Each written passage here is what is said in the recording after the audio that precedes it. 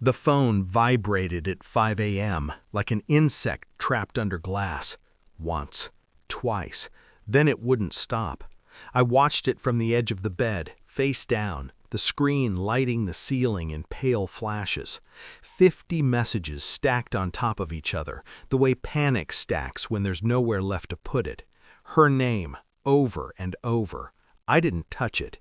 The room smelled like cold coffee and sleep I didn't earn. Outside, the city exhaled. Garbage trucks, early trains, the low hum of people who still believed in routine.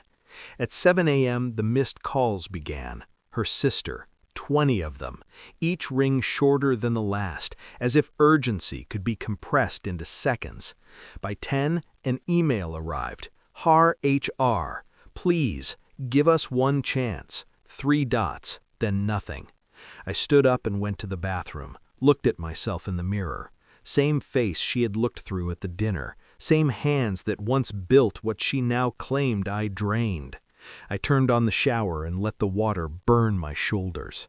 A week earlier, 30 people had watched my wife tear my paycheck into clean, even strips. Precision cuts, like she'd practiced. "You leech," she'd said, voice bright, rehearsed. "You've sucked this company dry." The room laughed when her sister laughed. They always followed her sister. I said nothing then. I said nothing now. The water drowned out the buzzing phone. I counted my breaths and waited for the truth to finish doing what it had already started. The dinner was supposed to be a celebration. Her email said, "Family welcome." The font was warm, inclusive, the kind of lie that wears a smile. I arrived early, sat at the long table, 30 place settings. My name wasn't on a card, no seat saved, just a gap between strangers who looked at me like I'd wandered in from the street. My wife moved through the room like a queen inspecting a conquered city. Laughter followed her, approval, the kind of noise that fills space so nothing else can breathe. She didn't look at me, neither did her sister. That was new. Wine flowed. Toasts were made. My wife spoke about vision, about sacrifice, about cutting dead weight to survive. Her eyes found me only when she stood. The room went quiet, because power always knows how to demand silence. She picked up my paycheck from the table. I hadn't realized it was there. "Transparency," she said. "We believe in it here." Then she ripped it apart. Once, twice, slow. Paper falling like pale feathers. The word leech landed and stuck. Her sister's voice piled on top, sharp, eager. "Pay back everything we spent training you. What a waste." I felt something detach inside me. Not break, detach, like a cord unplugged from the wall. Hands pushed me toward the door. Words followed. Insults thrown by people whose bonuses were built on my work. I remember the carpet, gray, patterned to hide stains. I remember thinking, so this is how it ends. But endings are rarely where the story stops.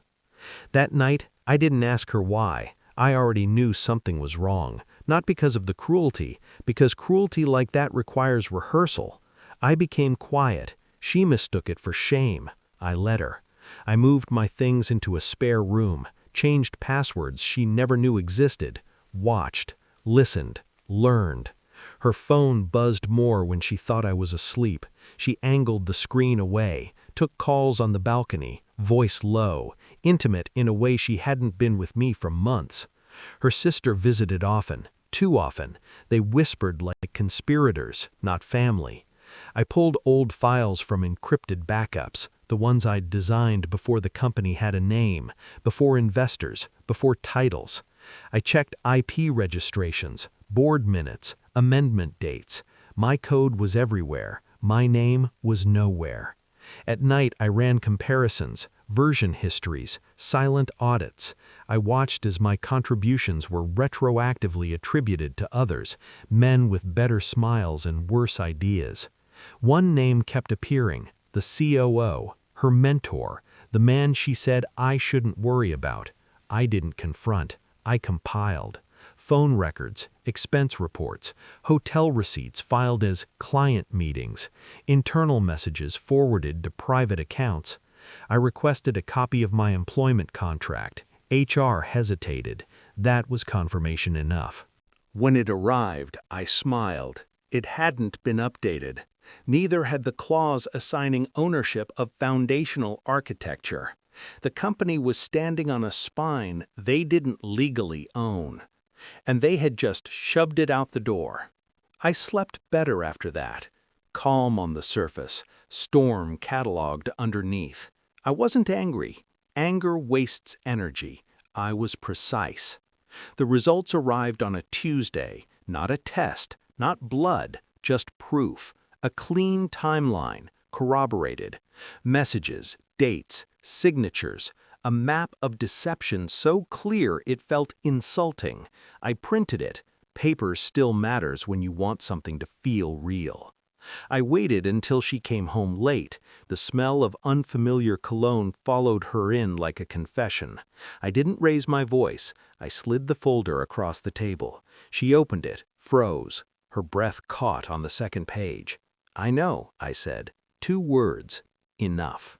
She tried to speak, failed, tried again. "This isn't—" I held up a hand. "The affair," I said. "The theft, the performance." Her face collapsed inward. Not guilt, fear. "You were supposed to disappear," she whispered. That was the only honest thing she said. I nodded. "I did," I said. "From the room, not from the work, not from the truth." She reached for me. I stepped back. I felt nothing. That scared her more than shouting ever could. The board meeting was brief. I wasn't invited. I didn't need to be. My attorney sent the packet at 9 a.m., the same hour HR had begged. By noon, trading was halted. By 2, her sister's consulting firm was under review. By 4, the COO resigned for personal reasons. I watched the news in silence. At dusk, my wife came home. No makeup, no armor. "They're saying you own it," she said, "that the core systems—" "I do," I said. She sank into a chair. "I built it before you learned how to sell it." She cried then, loud, uncontrolled, the kind of sound meant to summon mercy. I packed a bag. "You can't do this," she said. "After everything." I paused at the door. "You did this," I said, "in public."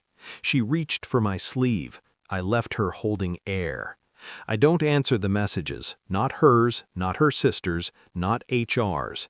The company will survive or it won't. That's no longer my concern. I walk in the mornings now, early, before the city remembers how to pretend. I think about the dinner sometimes, the laughter, the way they mistook silence for weakness. Silence is a choice, so is walking away with everything intact. I didn't raise my voice, I didn't beg, I just stopped belonging to a story that needed me small. The phone buzzes again. I turn it off. Some endings don't need witnesses.